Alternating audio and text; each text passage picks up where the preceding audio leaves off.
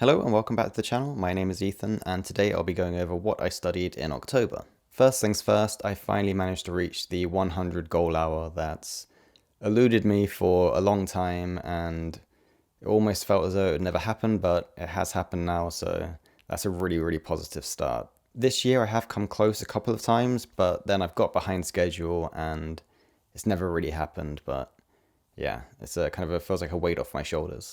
This month was very much split into two halves. The first half of the month was in preparation for the TOPIK exam, which was on the 14th, and the second half of the month was I starting getting back into Japanese study. So my prep for TOPIK went decently well. I managed to do 25 hours and 51 minutes, and I'm not too disappointed with that. I ideally would have wanted to do more, but that's always going to be the case. But I feel as though my motivation did drop a little bit, but I'll get into that in a sec. So my most used resource was the Taught to Me in Korean grammar lessons, and this was for a total of 9 hours and 14 minutes. In retrospect, I don't think this was the best use of my time. The thinking going into it was that I could multitask while studying this, but ultimately I think I should have probably focused more on vocabulary, and yeah, it kind of did kind of set me back a little bit during the test, but it is what it is, and you kind of like live and learn. Next up is Link, and I did this for 3 hours and 39 minutes. And that, just for starters, is definitely not enough. I kind of started a little bit too late getting into it. I got very much carried away with Taught to Me in Korean and podcasts and got kind of, I guess, a bit lazy just listening all the time. But yeah, I started it a bit late, and also I ended up studying a lot of things I'd already studied before, and I really need to push my reading if I want to do better in the test. The kind of things I'm reading are kind of very simple, and a lot of the same vocabulary is used again and again. So even though I was doing a bit of reading, I didn't really acquire that much new vocabulary through it. So it's definitely something I need to consider next time I go back to Korean. 3 hours was spent on the TOPIK exam itself, and this was a tough one. In all honesty, I know for sure I haven't passed, but I actually think it went better in some ways than I thought it would. So in my preparation, and this was going back to what I was saying about my motivation dropping during my preparation, is I realized very quickly I wasn't going to pass. I was hoping that I would give it a better go, but yeah, by the time we got anywhere close to exam day and going off of the practice papers, it wasn't going to happen. So yeah, that's why my kind of amount of study dropped a bit. But the test itself, I feel as though I know kind of what I need to work on, and that's definitely vocabulary. When it came to the listening section especially, I felt as though if I just knew a few more words, I could have given it a better shot. And even for the reading, I'm kind of reading, understanding, and then all of a sudden I just don't get the context because of the words. When it comes to something like Japanese, you can guess the context through the kanji, or if it's the European language like Swedish, there might be a familiar word to a word in English. But with Korean, there's no such luck. So a lot of the time, it just gets to the point where I have to purely just guess. And during an exam with a time constraint, that's just really a no-go. So in the future, vocabulary is definitely important. So 2 hours and 58 minutes of podcasts. And this was something that I did really enjoy. And I did quite a bit more in September. But again, like I said before, same with going to with Link, I I kind of ended up just revising a lot of vocabulary that I already knew. And I do need to kind of diversify what I'm listening to a bit more. So not just kind of beginner podcasts around kind of topical subjects, so seasons and weather and holidays. I need to listen to a bit more real world stuff, and that will give me that kind of balance of listening practice and introduction to new vocabulary. I had signed up to a class, and that was for 2 hours. And the reason why it's 2 hours and not four is because the first week I did attend in the month, but the second week I thought to myself I'll prioritize TOPIK study instead and didn't go. And now that TOPIK's over, I have no real motivation to go back to this class. My plan was to, even after TOPIK, continue the class all the way through to December, but it is just that bad. So it kind of felt honestly like a waste of time, and it was good in the sense that it forced me to prepare for the class. So I did a bit more kind of textbook based study than I would have usually, but ultimately, not worth it. Next up is textbooks, and this was for an hour and 59 minutes, and this was pretty much just prep for the class. And these textbooks are actually good. I enjoy them. They're the Sejong series of books. And I do want to finish them in my own time. So even though I won't attend the class, I do want to finish the book I was on, which is number 4. And I also own number 5, so I'll study that once I've done. But that will have to be when I go back to Korean. And past papers for an hour and 23 minutes. This was when I very quickly realized that I didn't stand a chance of passing this time around. And again, the plan was in the second week to do a lot of past papers. But after doing one, my motivation kind of just tanked. And this was a good and a bad thing. Like I'm glad that I realized sooner in a sense, so I could relax a little bit. Because even though it wasn't a good feeling knowing that I wasn't going to pass, it also meant that I kind of didn't have that false hope and have that kind of pressure. So I realized going into the test that it was more just for an experience-based thing rather than, because this was the first time taking the higher paper for TOPIK.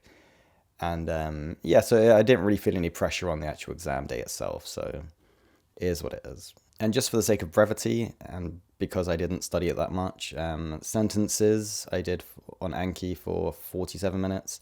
I used a Topic 2 specific textbook for 24 minutes and 23 minutes on vocabulary. Overall with Korean, I'm just happy that the exam's over, but I'm also happy that I took the exam. It was getting closer and closer, and I thought to myself, is there really any point even taking it? But I definitely did learn a lot from the test. I realized the format and the format wasn't as bad as I thought. I'd probably prefer it to the JLPT test, especially the fact that there's lots of past papers available. So I do feel as though it's realistic to pass next time I take it. But I've also come to the conclusion that I'll only sign up for the test if by the time it gets to the sign up point, I think it's realistic that I can pass. So I'm not going to just jump on the next one if I don't feel ready. And I think that's probably the best thing for my Korean study. But for now, I'm going to kind of put a pause on my Korean and focus on Japanese, which I'll get to now. So I took the JLPT N2 exam in July, and I did do some Japanese study, but I didn't do anything really specific for the test. So it was more a case of general study, see how it goes, and ultimately I didn't pass. So I failed by 4 marks. But recently, in the last, probably since the end of September, my motivation for Japanese has really come back. So I've kind of been itching to get the TOPIK exam over with so I can start with Japanese. And this time I really want to actually pass the test. I wasn't sure if I was even going to sign up for the December test, but because the motivation's kind of like been bubbling up, I think it's probably best to. And yeah, hopefully this will be the last time I take it and I'll pass. And I've decided to do a lot more kind of exam focused study rather than just general study. So overall, I managed to do 74 hours and 14 minutes. And this was in the latter half of the month. So quite a lot each day. And yeah, like I said, my motivation was very high. And I'm really happy about this. So this is a big part to do with just my Japanese level being higher than my Korean. I just found it so much easier to actually study kind of in longer sessions, and my stamina for studying was just that bit higher. I can study a bigger variety of things, and like I said, because of that stamina, I can kind of jump from one thing to the next, and yeah, it's a lot of fun. The bulk of my study has been podcasts, and that was 45 hours and 25 minutes. And this has been a real variety of podcasts. I went back to some that I've used in the past that are a bit simpler, but quite easy to listen to, and also some more complicated ones. And the big reason for this is mainly to when I've got energy, I can listen to the more complicated ones, so usually earlier in the day. And when it gets a bit later, I can go to the slightly easier ones. And Yeah, just for the sake of getting in those hours. I know that a lot of hours in immersion is important to improve something like listening, and it's more of it's a numbers game really. So I'm having a lot of fun with that, and just like with Korean, I can do it while multitasking, and I've leaned towards doing listening to a lot of them while I've been walking, and that's been a lot of fun. Some of them are video lessons, so I'll kind of use them for more sit down kind of sessions, but the audio only ones are perfect for use on a walk. I never really used to enjoy listening much because I frankly wasn't very good at it, but now that I've been doing this a lot, it definitely will become more of a mainstay in my study. Next up is 6 hours and 5 minutes of YouTube lessons, and these are primarily like JLPT focus lessons. So they've been grammar lessons, some vocab lessons, and also some kind of like practice exam questions. And these are great. They're It's just good to get a condensed version of like textbook study. So instead of having to kind of sit down for 10, 15 hours going through a textbook, I can sit down for 1 hour and just quickly go through a lot of grammar points at once. And it's just a really digestible way of kind of covering a lot in a short period of time. Is it as comprehensive as a textbook? No, but for the sake of time and especially for reviewing things that I've already studied, it's perfect. So I'm definitely going to do more of these going forward, and yeah, they're a lot of fun. Next up is Anki for 5 hours and 13 minutes, and these are like a sentence deck from the Intermediate Dictionary of Japanese Grammar. And this has been really good because I've actually learned a surprising amount of vocabulary from these grammar sentences. When I've tried this in the past, it's been a bit dry and I never really got into it, but this time I gave it a couple of hours, and now that I've kind of got my rhythm, it's actually really good, and hopefully I can continue and finish the book, but I don't know, we'll see how that goes. So for Link, I did 4 hours and 59 minutes, and this isn't a great amount, but ultimately I wasn't motivated to read. Especially when I first started, I tried to do a bit, and then I really wasn't feeling it, but ultimately I wanted to study, so I focused more on podcasts. As the month's gone on, I've done a bit more, and I know it's really beneficial to do so because my reading isn't the best at the moment. But I have to kind of, if I'm not motivated to do it and I force myself to, I feel as though I'm just going to burn out. So I think it was the right call at the time, but I think I probably need to change that going forward. I also watched YouTube for 4 hours and 58 minutes. And this differs from the lessons, as these are kind of just normal Japanese YouTubers aimed at native speakers. So some of them have been pretty difficult, to be honest, and they speak super fast, and others have been lot more comprehensible. So I've kind of, as the time's gone on, I've narrowed down who's good to listen to and who's not so much.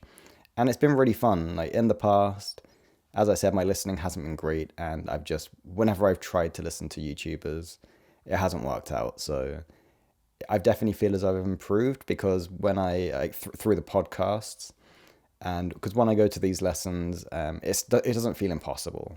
It's tough for sure, and I can't listen for as long as I can with the podcasts, but it's definitely doable. And yeah, I've kind of tried to find YouTubers in niches and in kind of categories that I would usually watch in English anyway, and just trying to switch to that. So when I feel a bit lazy and just want to watch some YouTube, at least if it's in Japanese, it's study. So that's the thinking anyway. Next is textbooks for 2 hours and 28 minutes. And I did start this with kind of finishing the textbook in mind. But ultimately, I think I can probably get more efficient study out of link and vocabulary. So I probably won't do any more, but yeah, I got it out of the way, so it is what it is. Next up is Miji for 1 hour and 47 minutes, and this was basically one past paper. And yeah, it didn't go too badly, but it did really identify the fact that my reading is the weakest part. So, and I guess that's reflective at the moment of my study. I've done a lot of grammar and a lot of kind of listening. So naturally, I've kind of skimped on the reading, and my reading suffered. So I'm glad that the tests are there, and I'm glad I did it, and it's given me a bit of a gauge as to where my weaknesses are at. So yeah, it's a good resource. Next is Sticky Study for hour and 21 minutes. And this is basically just vocab flashcards. And just like Korean, my Japanese vocabulary is definitely lacking. So this is something that I really wanted to get into. Again, a bit like Link and YouTube videos. This is something in the past that's been quite boring. But now that I have gone back to it and now I know the necessity for it, and I think just having the goal of the actual exam itself, I'm motivated to do it. So although I only started this towards the end of the month, yeah, it's been good, and I'm actually retaining a lot more than I thought I would going into it. So yeah, useful.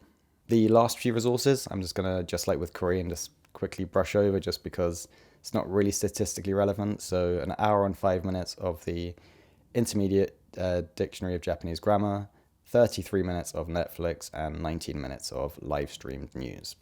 Overall, I'm really happy with the amount of Japanese I managed to study. It's probably a lot more than I thought I would get, especially considering I started about halfway through the month. But a solid start to it. It's led to me finally reaching the benchmark of 100 hours. And it's something that I've been aiming to do for a long time. And more often than not, I've got nowhere near, but hopefully it's set a new standard for me. That about sums up my study for October. Overall, a positive month. Reached my 100 hours, got restarted with Japanese, and finished TOPIK. So no complaints here. And my next video is going to be my November goals. So I'll go over a bit more in detail what my kind of plans are for the remaining time of my JLPT preparation. So yeah, see you in that one, and yeah, bye for now.